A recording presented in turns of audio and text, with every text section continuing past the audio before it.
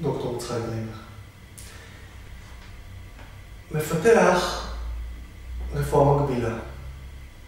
הרפואה המקבילה הזאת מגיעה בזמן מאוד מאוד חשוב באנושות. עכשיו, אמנם אני אומר את זה כמעט ביומה שבה האנושות, אבל עם הרפואה שאנחנו מתנהלים כיום, הגיעה לנקודה שבה היא חוזרת על עצמה ומתפתחת רק לרוחב. תסביר. זאת אומרת שהטיפול ממשיך להיות סימפטומטי, הוא ממשיך להיות פיתוח כימי, אין כמעט קשר לאדם. האדם הוא סוג של מכונה שאפשר לסמם אותה בדרך אחת או אחרת. טיפול כימי יכול להתאים בזמנים מאוד מסוימים, ותו לא. ועד אשר לא מגיעים לאדם, ולא נותנים לו את המענה האמיתי של האדם, הוא ימשיך להיות חולה. עכשיו, מה זה להיות חולה? חולה יתחיל מהמושג של מה תהיה המודעות שלו. חולה יבוא למושג של מה תהיה התודעה שלו. ההבדל בין מודעות לתודעה, מודעות זה כמה הוא ער בחיים שלו וכמה הוא מנוהל מתוך התת-מודע שלו.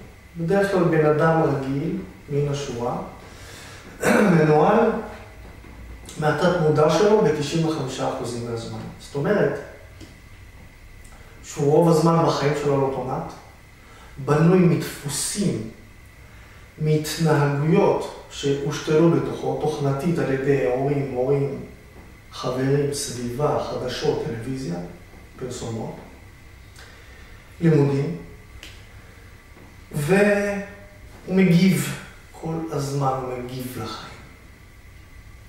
הרבה פחות יוצר. זה לא אומר שזה לא ייצור את הקובייה ההונגרית, או לא ייצור רדיו, הוא ייצור. אבל הוא מגיב באופן אוטומטי. זאת תהיה המודעות. איפה הוא נמצא מבחינת המודעות? כמה הוא ער, וכמה בעצם הוא מנהל את הסביבה, לעומת הסביבה מנהלת אותו. והסביבה היא כל הדברים שמניתי. אם זה יהיה הורים, אם זה יהיה בודה, אם זה תהיה התורה, אם זה יהיה לימוד בטכניון, אם זה יהיה לימוד בבית ספר תיכון או בבית ספר, לא משנה איפה. כל מי שהוא יפגוש בעצם יביא לו תוכנה שאמורה להכין אותו לחיים ולהמשיך לזרום משם. בסופו של דבר הוא מנוהל ב-95% מהזמן מתוך התת-מודע שלו. ער ישן, מגיב בלבד. אז כמה שמח אתה יכול להיות עם זה? זה אנחנו כבר רואים, כי אנחנו מסתכלים על האנושות, תראה מה קורה באנושות. אשליה אתה שמח? אפילו זה לא. כי גם כבר את האשליה הזאת, כולם נמצאים בתוך המסכים, חלק גדול נמצאים בתוך האלכוהול, חלק גדול בתוך הסמים מכל מיני סוגים, מאוכל שזה סם הכי מפותח, ועד סמים אחרים, מאחוזי גירושים שאין מגבילה להם באנושות, וחולי, שכל בן אדם שני בארצות הברית הוא שמן אובר-אוביס, מה שנקרא, בישראל זה כבר כמעט כל שלישי, ובעצם לאן אנחנו חותרים.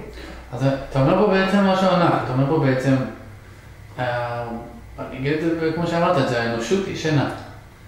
האנושות ישנה, ובמקום להתעורר היא ממשיכה להירדם יותר לעומק, עם הדברים שהיא המציאה, בכדי להרדים את הכאב שהייתה ישנה אליו מקודם.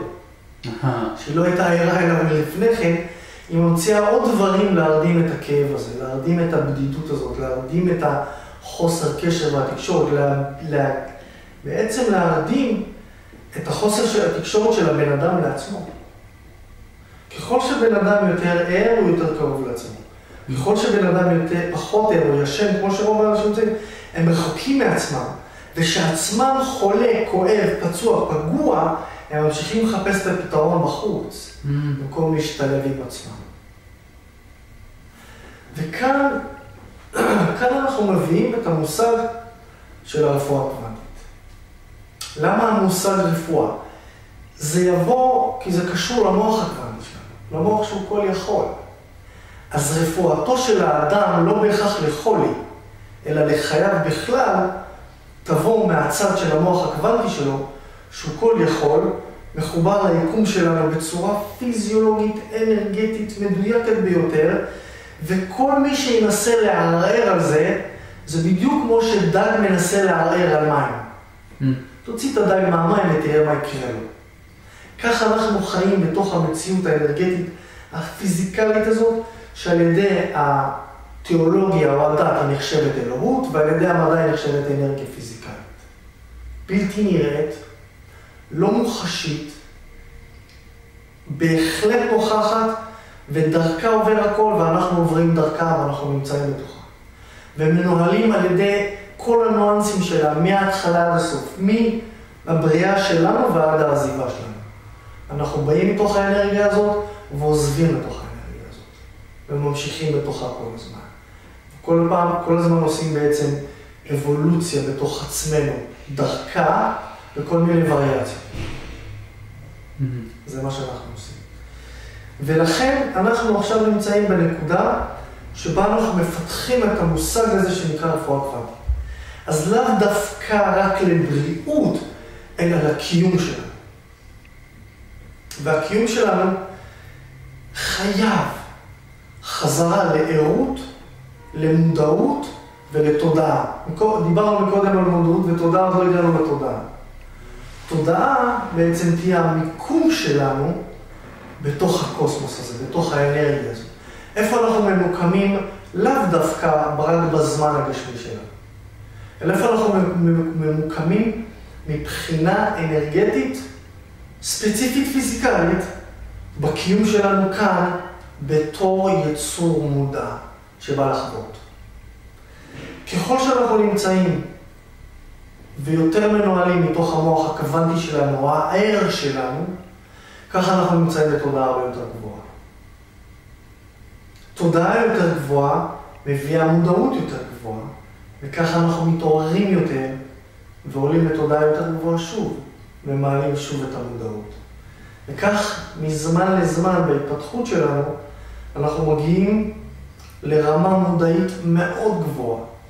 אנשים שמאוד מאוד מצליחים בעולם, המנהיגים שבינינו, הם אנשים שמאוד מודעים ברמות מאוד גבוהות, כמעט לא ישנים בכלל, ולא מבחינה מטאפורית, אלא מבחינה מטאפורית בעצם.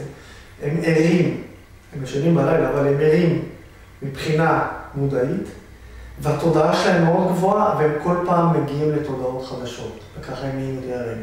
והם בתור אנשים מודעים, מצליחים לראות את הקיום דרך היקום, בצורה שאלה שרדומים, ישנים ומנוהלים ב-95% מתוך התת מודע שלהם, לא מסוגלים לראות את זה.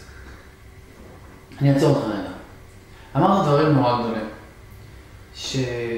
אני בטוח שכל מי שמאזין יכול לקחת את זה לכל מיני מקומות. אני אחזיר אותך למקום ספציפי מסוים. אני רוצה שתיתן לי דוגמה מהקליניקה, דוגמה קלינית ממה שאתה עושה ביום-יום בעצם, איך אתה פוגש את זה מול אנשים? מה אתה פוגש בין אנשים? ובעצם איך אתה מוליך אותם לדבר הזה, שבסופו של דבר הם באים ואומרים, עברתי משהו, עשו לי משהו. עכשיו אני לא אכנס פה להסברים של אני לא יודע טיפול וכולי, אבל אני כן רוצה שתיכנס פה קצת, מה קורה לבן אדם? הדבר הראשון להבין, זה בשנייה שבן אדם מגיע אליך, הוא כבר נמצא באיזשהו מקום שבמודעות שלו, בין המודעות שלו, בין התודעה שלו, בין הקיום שלו, יש פער גדול. הפער הזה חייב להוביל אותו לעוני, או לכאב או לחולי, בטח לא לשמחה, בטח לא לאושר.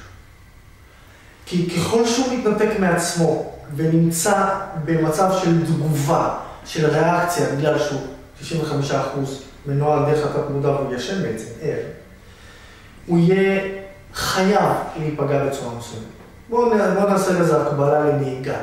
תנסה לנהוג מתוך 10 דקות, 8 דקות ישן. אוקיי?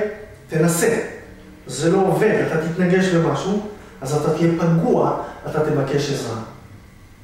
עכשיו, יגיע אותו בן אדם שנרדם על ההגה, ונרדם על ההגה, רוב הזמן הוא נרדם על ההגה, ואיכשהו מצליח לנווט, אבל הוא נפגע, כי הוא מתעורר נרדם, הוא רק מגיב למכות, שהוא מקבל מכה הוא מתעורר לשנייה, אבל הוא ממשיך להירדם, הוא חוזר למכה.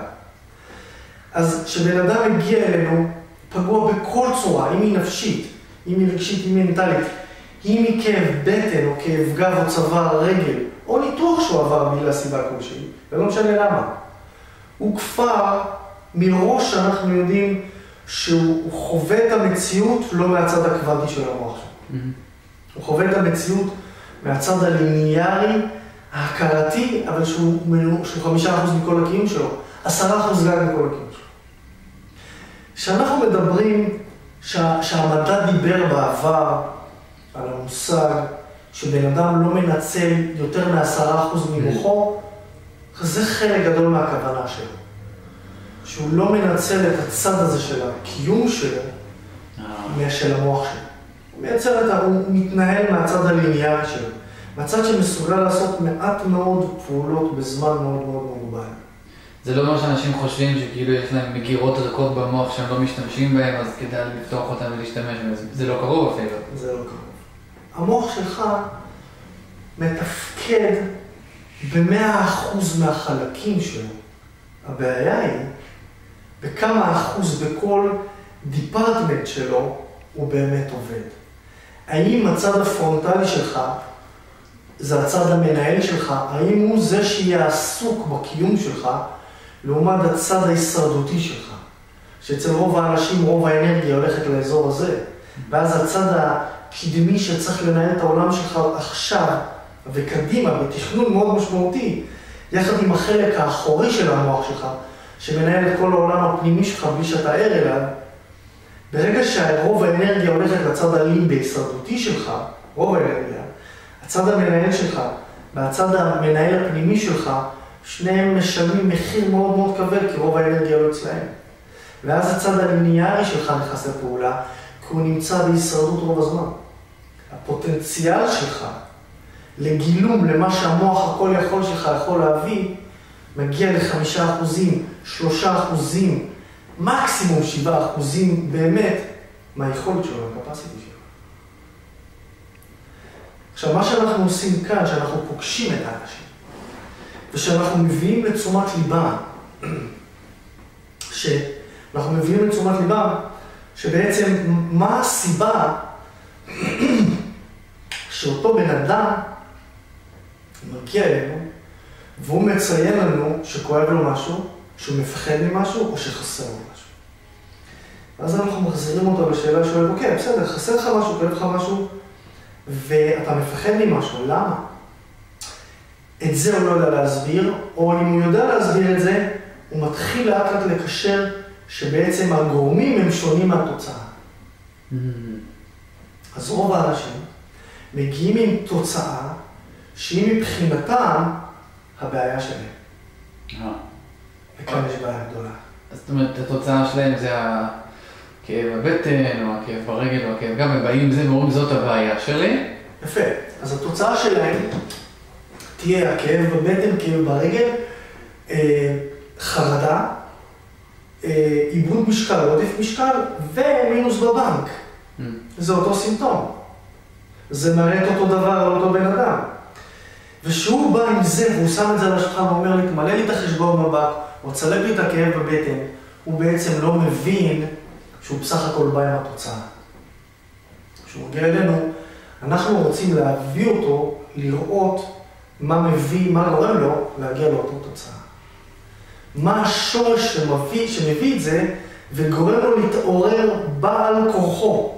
כאב מחייב אותך להתעורר. כשאתה מתנגש עם האוטו שלך, בקיר, כשאתה נוסע על 100 קמ"ש, אתה מתעורר.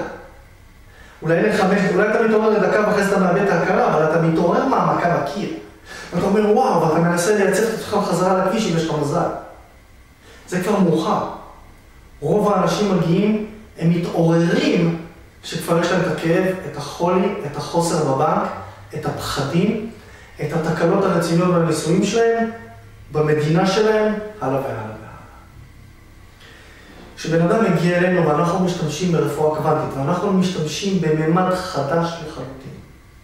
אנחנו משתמשים בממד שהוא הולך להיות מגבילה לרפואה הרגילה, מגבילה כרפואה מלאה, בכדי להביא את האנשים להתעורר ולהישאר ערים ולא להירדם ליד ההגה, או ליד הגאי המטוס, באותה מגבילה, וכבר להיות בשליטה משמעותית גם באוויר, גם בים וגם ביבשה של עצמם. וזה כבר אספקט אחר לחלוטין מלסמן מישהו עם אספירין, למרות שאספירין לא מסמן, אבל לסמן מישהו עם ציפרלקס, לסמן מישהו עם אופיום, מורפיום, ולסמן מישהו עם קונצרטה, ולסמן מישהו עם כדור נגד לחץ דם או משהו נגד הלב. הכל נגד, נגד, נגד. זאת רפואה שמרדימה את המורדם. והופכת אותו לעוד יותר ישן. לאחד כזה שהתקלות שלו הולכות לעלות יותר. ושהוא הולך להיות תלוי בתגובה הרבה יותר, אבל הוא יתעורר הרבה יותר לאט. אם בכלל. אתה יודע שהמאזינים, יש לנו מלא מאזינים כמובן, אבל המאזינים הסקפטיים שלנו נקרא להם, הם אלה שיגידו, מה זאת אומרת? אני יש לי, גילו לי שיש לי ככה וככה, וסתם, יש לו לחץ דם גבוה, אני חייב, בלי כדורי לחץ דם, אני בסכנה. נכון. אז הממד שאנחנו מתנהלים בו, הוא ממד שהטווח שלו, אנחנו מסתכלים עליו בטווח ארוך. אנחנו לא מסתכלים עליו רק נקודתית. שבן אדם מגיע אלינו, ובואו נאמר שהמחלה העכשווית שלו, או הסימפטום שלו, כרגע, לחץ דם זה לא סימפטום, זה יהיה יותר סימן, יאמר לנו, בואו נניח שהוא נמצא במצב הזה שנה. הוא נמצא בלחץ דם גבוה שנה, והוא נמצא על כדור מסוים או שניים נגד לחץ דם. בסך הכל אמרו לו, אותו בן אדם, תקשיב חמוד. אתה דוהר לתהום עם הרכב שלך. התהום נמצאת שם, זה כתוב ב-GPS שלך. המכונית מקוונת לשם ב-100%, אבל אנחנו שמים לך שלטים בדרך שאתה במצב מאוזן והכל בסדר, ולשלטים האלה קוראים כדור נגד לחץ דם. אבל אתה ממשיך לדהור לאותה תהום. מה דעתך על זה? אני לא רוצה את זה. בעיה גדולה. אבל אותו בן אדם שנוהג ברכב, הוא רואה את השלט, הכל בסדר, אתה מאוזן. אבל הוא ממשיך לדהור לתהום. רוב האנשים זה לא אכפת להם. כי הם לא יראו להם את התהום, לא יאמרו להם שיש תהום, ויאמרו להם שעם השלט הזה ירפו אותם. אבל הם הגיעו לתהום הזאת. כשאותו בן אדם מגיע אלינו, אנחנו נעשה שני דברים לפחות. נסביר לו שהשלט הזה הוא לא מאוזן והכל לא בסדר, ונראה לו את התהום לסוף הדרך, וכדאי מאוד מאוד מאוד שאנחנו ניתן לו את הכלים לעשות את התפנית. ואחרי שהוא יעשה את התפנית, וה-GPS שלו יגיד, תודה רבה, אתה על הדרך. לאחר שעשית, איך האמירה של ווייז, חישוב מסלול מחדש, אז השלטים שאתה מאוזן והכל בסדר יהיו אמיתיים. ואז אתה לא מייצר עוד אזהרות בדרך, כי אתה בדרך לתהום. הגוף שלך יהיה חייב לייצר לך עוד אזהרות, כי אפילו שאתה לוקח את אותו כדור, הוא יודע שזה לא בסדר. אז הוא ייצר לך את הדבר הבא, והוא יתחיל לייצר לך תקלות הרבה יותר משמעותיות בכליות, שייצרו לך בעיות יותר משמעותיות בלב. ואז אתה צריך לקבל עכשיו עוד כדור או שניים, אחד ללחץ דם, ועכשיו אחד ללב. אז יהיה לך שלט בדרך לתהום, הכל בסדר, הכל בסדר, אחד אחרי השני כבר, אתה מאוזן, אתה מאוזן, כבר יש לך שני שלטים, אתה שואל, רגע, למה יש לי פתאום שני שלטים אחד אחרי השני? כי אתה לא בכיוון. אתה בכיוון לאסון. אגב, אם אתה תמשיך להשתמש באותם שני כדורים, ואתה תמשיך לדהור לאותה תהום, תבוא לך האזהרה השלישית. ויכול מאוד להיות שהיא תהיה בעלותת התריס, ויכול מאוד להיות רוב הסיכויים שהיא תהיה לבלב, ואחרי זה שניהם ביחד. ואתה תפתח סכרת. אל דאגה, אתה באמת דוהר לתהום, וזה הסכרת, זה דרך הקיצור לתהום, אבל אנחנו ניתן לך עוד כדור שניים, ואנחנו נשים לך כבר עוד שני שלטים. אתה בסדר, אתה מוזר, אל תדאג, אל תדאג. אבל זה כבר נהיה תחוף וצפוף, ואתה ממשיך לדהור שם, ואתה חושב שזה בסדר. וזאת הרפואה המקבילה שאנחנו בונים.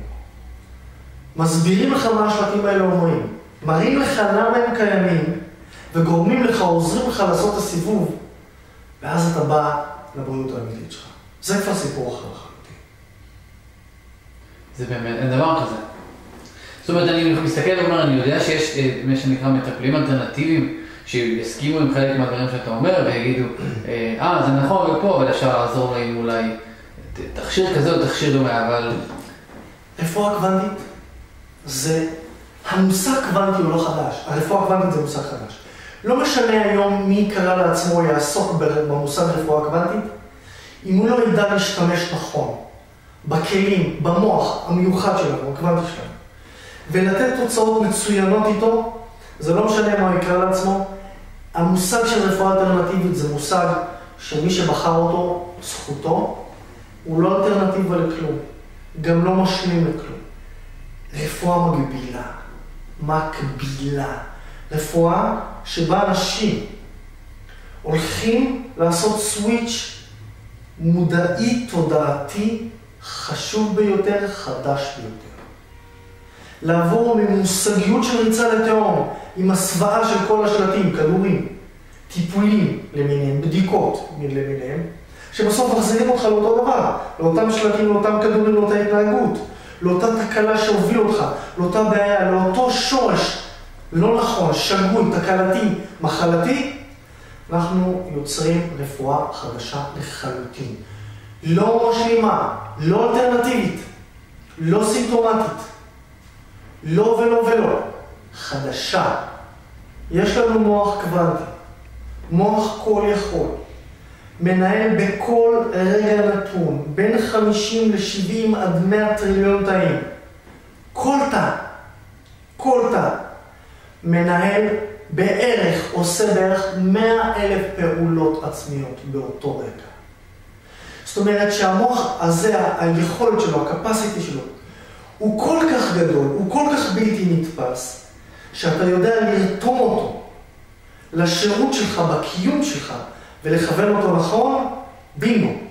זאת הבריאות שלך, זה האושר שלך עם א', זה האושר שלך עם עין, זה הקיום האולטימטיבי שלך. אולטימטיבי. זו רפואה קוונטית, רפואה אולטימטיבית.